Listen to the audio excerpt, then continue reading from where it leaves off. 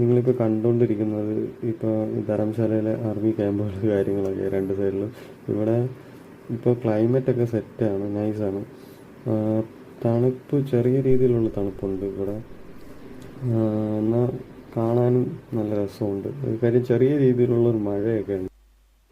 अभी इधर का मौसम बहुत ठीक है, मतलब थोड़ा स्लाइटली बारिश हो रहा है, फिर भी ठीक है देखने के लिए.